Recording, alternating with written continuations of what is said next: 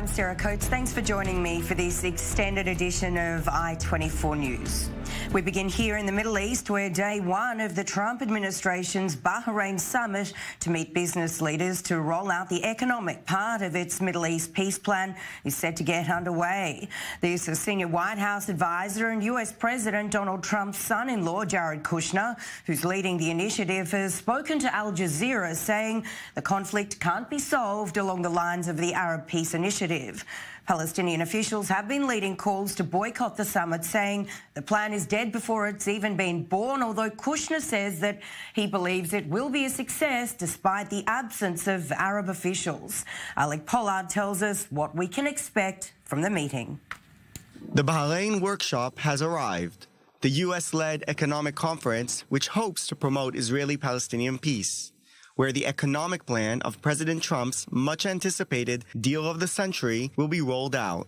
We're very, very appreciative to Bahrain for hosting this, and we're very appreciative to all of our partners in the region for giving us a lot of input and for making sure that they're sending delegations. But those delegates hardly represent their country's top brass. Egypt and Jordan will send deputies from their respective finance ministries, but the actual ministers will be absent. More importantly, Israeli ministers will also not attend, instead sending a modest delegation. Among them, former government coordinator for activities in the Palestinian territories, Yoav Poli Mordechai, and the head of Israel's Sheba Hospital, Professor Yitzhak Kreis.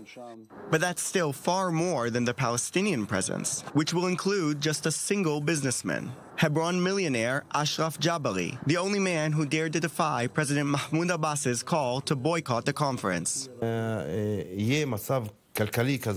If there will be an economic situation that will help the Palestinian people, then we're for it, without a political price. That's what I heard from the King of Bahrain and from the Foreign Minister of Bahrain. In everything, I'm continuing along this path without fear, without regret. Jabari says he represents a silent majority of Palestinians who want economic opportunities. But many Palestinians and their supporters are not silent at all. Protests from Ramallah to Jordan and even as far as Morocco against the summit. But proposed economic progress without addressing core political issues or demanding serious Israeli concessions puts less pressure on Israel. The American proposition, hear it fairly and with openness. And I cannot understand how the Palestinians, before they even heard the plan, rejected outright. That's not the way to proceed. But the lack of profound political solutions and a lackluster speaker list makes real progress seem unlikely. The inclusion of FIFA President Gianni Infantino to promote economic cooperation ahead of the 2022 World Cup in nearby Qatar seems almost like a gimmick, far removed from tangible solutions to the Israeli-Palestinian conflict. Alec Pollard, I-24 News.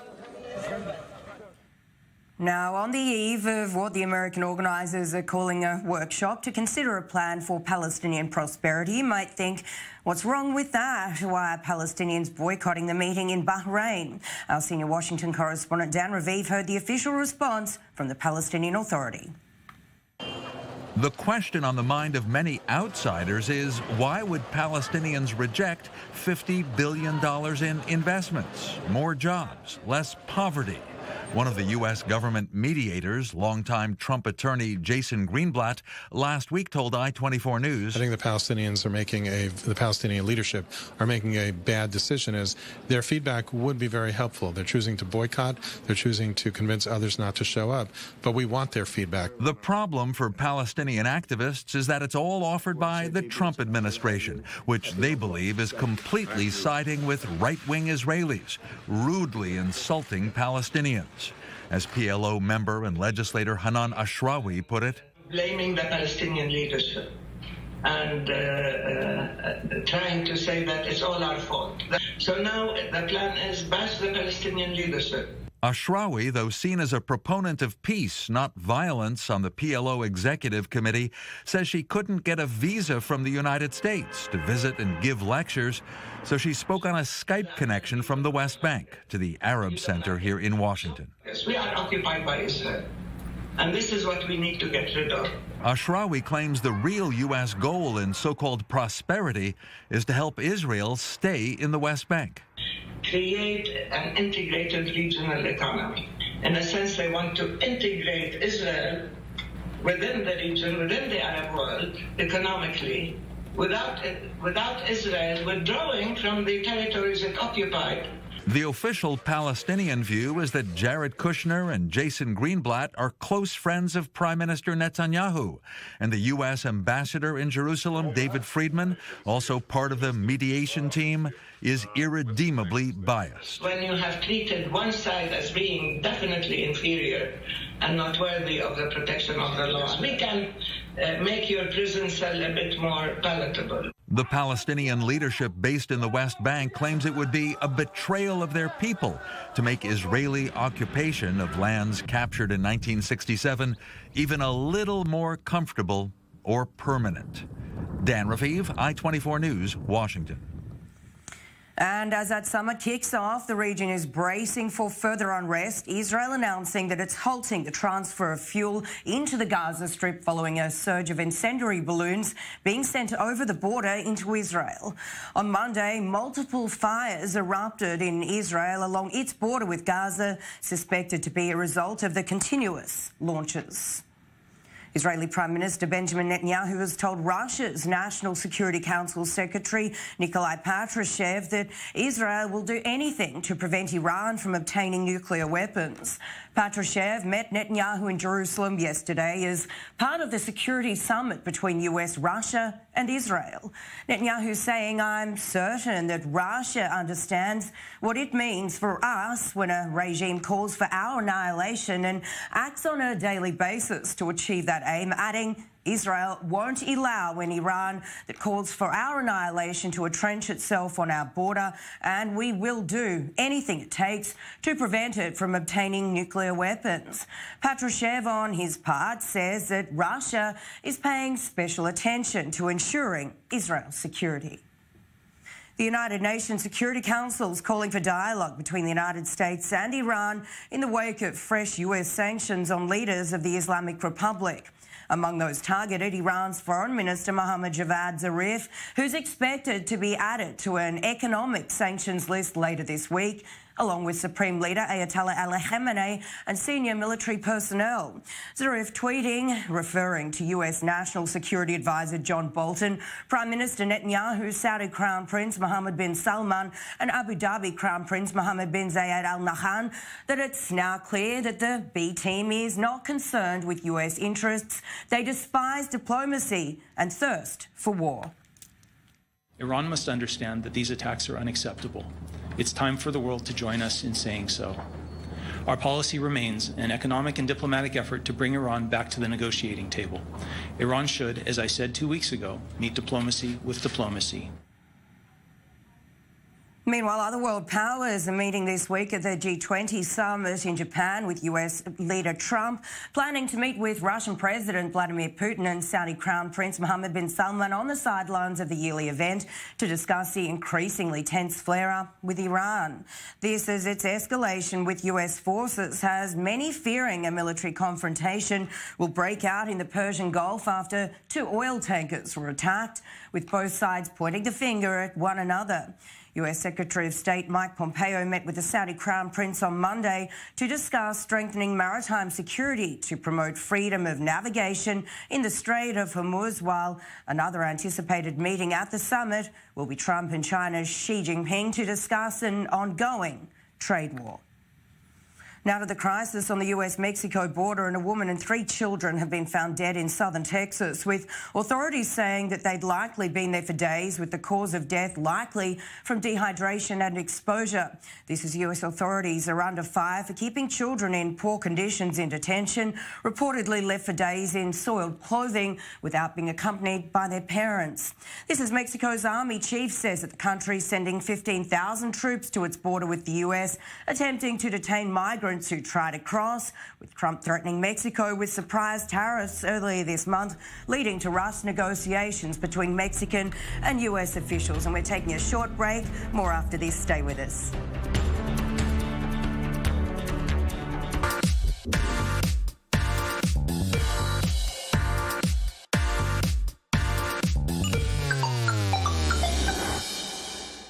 We're Whether you're just getting out of bed or starting your day, or you're already hard at work, we cut through the clutter to give you the right dose. Breaking news and top headlines from Israel, the Middle East, and around the world.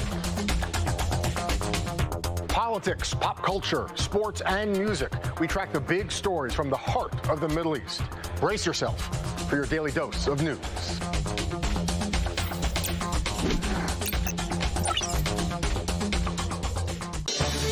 I'm Michelle McCory on I-24 News. Join me on Clear Cut, where we cut to the chase with a straightforward yet insightful breakdown of the world's top political and economic stories. Weeknights beginning at 7 p.m. Eastern, only on I-24 News.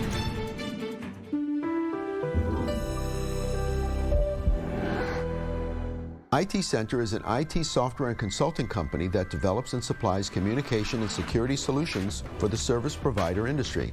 Voices is our unified communications collection of products with a groundbreaking hybrid architecture that grants flexibility and virtually unlimited control. From standard maintenance and support to specialized consulting, our offer can be customized to serve any size of organization. Working with us brings efficiency to all your communications. Every day, everywhere, everything connected.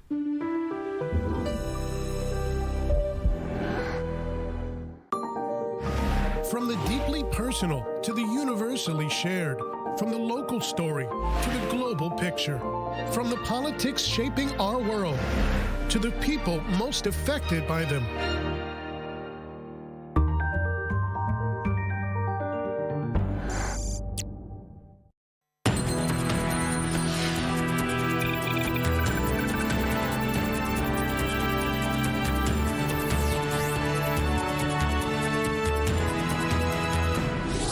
Thanks for staying with us. Let's go now back to our top story, the Bahrain Economic Summit, which kicks off today. And our senior international affairs correspondent, Owen Altman, joins me here in the studio. Owen, thank you so much. Firstly, what can we expect to happen today? What can we expect this conference to look like? Well, Sarah, the bulk of the event will be tomorrow. It'll open tonight with a speech by Jared Kushner, the presidential advisor, and a panel. The highlight really will be tomorrow afternoon when Kushner and former British Prime Minister Tony Blair, who's been very involved in Israeli-Palestinian peacemaking, have a conversation on the stage. Viewers should understand this is not really an international summit or a typical diplomatic event. It looks a lot more like just a high-profile conference of the kind that Gulf states put on fairly routinely. Of course, the difference here is it has more political heft because it's being put on by the U.S. government. Certainly. And because of all the buildup and because of the connection to the Israeli-Palestinian peace. And tell us, what really is U.S. President Donald Trump and his team, what are they hoping to gain from all of this? They're hoping to move forward at least a bit in terms of showing that they're serious about Israeli-Palestinian peacemaking.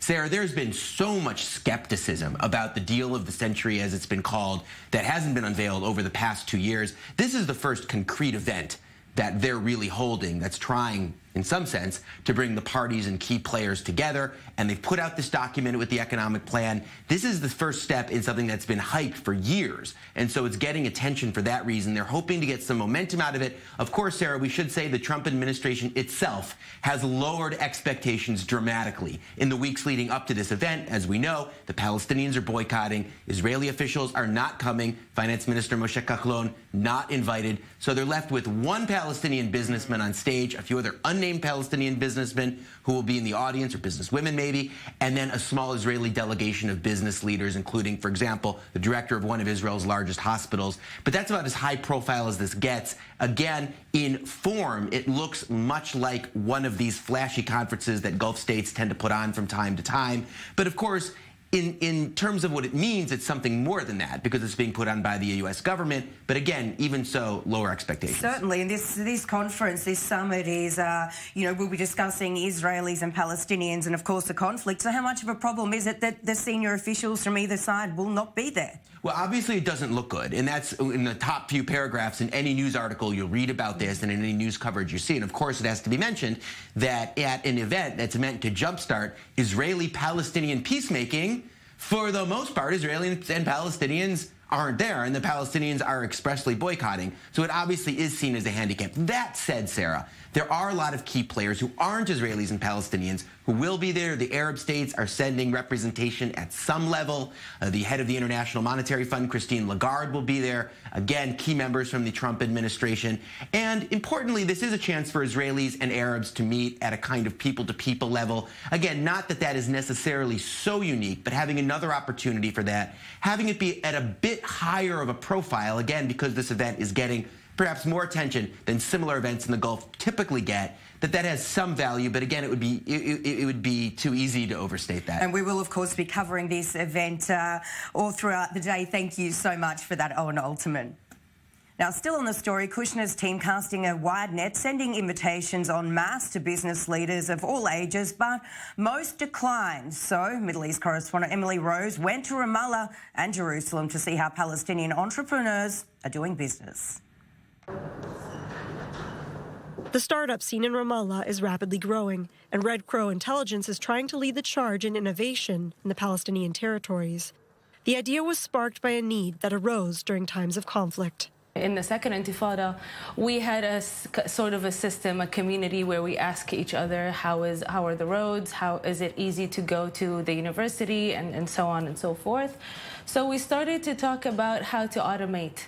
What we call today is automating the intelligence cycle. Red Crow helps provide real security information in real time over barriers and across borders. Today we operate in the entire Levant, so Palestine, Israel, Egypt, Jordan, Lebanon, and Syria. Women are taking leadership roles in Palestinian businesses. 23% of startups in Gaza and the West Bank are led by women, as compared with Beirut, where it's 19%. Or New York, where it's just 12%. There are certain sectors in Palestine where it is well known that women will not reach beyond that point. A lot of it is in banking sector, where women don't have much of the glass ceiling is pretty obvious. So a lot of people that work in the banking sector know that they're not going to get beyond the point that they are in, and so they start thinking of their own companies. So having my own business, creating a product that I can oversee all aspects of it was the way to go. Build Palestine is an incubator for social entrepreneurs. The idea behind its founding is simple but innovative. We're talking about individual people donating to campaigns and run by social entrepreneurs. The hope was to provide universal lessons in a changing world. We are coming from a conflict zone. We're coming from a place where, there's a lot of challenges, we're oppressed. So there's innovation in that. And I'm hoping that from that innovation is what we could not only ask for people for help, but we're actually providing help. We're actually providing solutions to global challenges. Israel maintains security restrictions on import and export, going in and out of the Palestinian territories. Palestinians say this stunts the natural growth of the economy and limits natural competition. Sometimes it's not direct, sometimes it's indirect. And the mobility factors is one. Traveling is a tough one. The instability of life, not knowing what tomorrow, the instability of political status is a problem. And then if we take it further on, it's harder to get investments here. Jerusalem plays a unique role in the regional startup ecosystem. And for Hani Alami, who founded an incubator for startups in East Jerusalem, it holds endless potential. The community here can easily jump to Ramallah, to connect with the community in Ramallah, or with the community in Nazareth, or in Tel Aviv, or to go even to Amman. So by that, they have the easy access for everywhere. This is why I see that, yes, they have a huge opportunity to succeed, to start their startup here in Jerusalem, and to take it to the whole Middle East. But also comes with its own set of challenges. No one wants to supporting this community. By time this community just left the city, and huge brain drain happened in the community in East Jerusalem, and that brought the eastern part of Jerusalem to be paralyzed on the economical situation. And in a region where conflict and politics play a heavy role, these entrepreneurs are conducting business as usual. Emily Rose, I-24 News. There are new developments in the story of Palestinian man Mahmoud Katousa, who was accused of raping a 7-year-old Israeli girl. Police now dropping the charges against him and the military releasing him. Police reopened the Katousa probe after questions were raised as to how investigators handled the case and the evidence that the indictment was based on. The charges are dropped after the young girl gave police a fresh testimony after investigators gathered new findings from her home. Now, the very first Democratic primary debate in the 2020 presidential race is set to begin tomorrow in Florida. Our national correspondent Michael Shaw is presenting 1 minute 24-second profiles of each candidate. We call it 124 on I-24. So, with so many candidates running, we wanted to help you get to know these 20 people better. Up next is Senator Bernie Sanders, the progressive icon, making his second bid for the White House. Here's more. I'm Bernie Sanders. I'm running for president. Senator Bernie Sanders became a star of the left during his 2016 campaign for president and an unexpected thorn in the side of Hillary Clinton. Fighting for workers, fighting for the poorest people in this country. Madam Secretary, I will match my record against yours any day. This time he's back and trying not to be a victim of his own success as it has spawned other progressive candidacies. The American people want change. They want real change, and we have got to provide that change. The former Burlington, Vermont mayor does not shy away from socialism. Democratic socialism means, to me, requiring and achieving political and economic freedom in every community in this country. On virtually every progressive issue, Sanders is out front against corporate interests. If we believe in Medicare for all as a human right, we must take on the power of the insurance industry. He poses a challenge for Republicans as well as even Democrats. And they said at that meeting in Charleston that Bernie Sanders was an existential threat to the Democratic Party. Now with other candidates threatening his lock on the progressive base, Bernie Sanders presses on. Michael Schur, I-24 News, Miami. To Belgium now, and a man's being held on suspicion of planning a terrorist attack against the US Embassy in Brussels. As yet, there's no information about his identity, although it is known that he is a Belgian national and his initials are MG. The US Embassy was the scene of a previous attempted bombing in 2015, with Belgium well known for the largest number of foreign fighters fleeing Europe to join ISIS. He's faced a judge and has been remanded in custody, with a court statement saying he's been under surveillance by Belgium security services for some time. Now, it's been 10 years since millions of people around the world watched the funeral and tribute concert to Michael Jackson. The King of Pop died after a lifetime in the public eye and years filled with personal turmoil, controversial behaviour and allegations of sexual misconduct. I-24's Emily Francis has more on his life and legacy. It's an adventure. It's a great adventure. You want to take them places that you've never been before. He broke boundaries with both his music and his eccentricities, and he moonwalked his way to worldwide fame.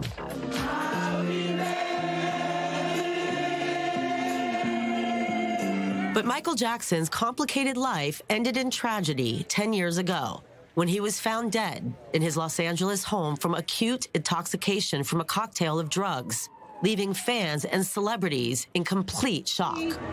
He was the kind of performer that you just don't forget.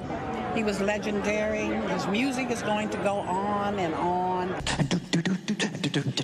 Let's do it one more time. The King of Pop had been rehearsing for a series of comeback concerts at the time of his death. The posthumous film, This Is It, showed Michael Jackson in good spirits and good health. We're all here because of him.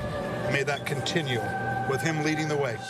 His personal cardiologist, Dr. Conrad Murray, was convicted of involuntary manslaughter. However, Jackson's death was overshadowed by allegations of child molestation and bizarre behavior with children.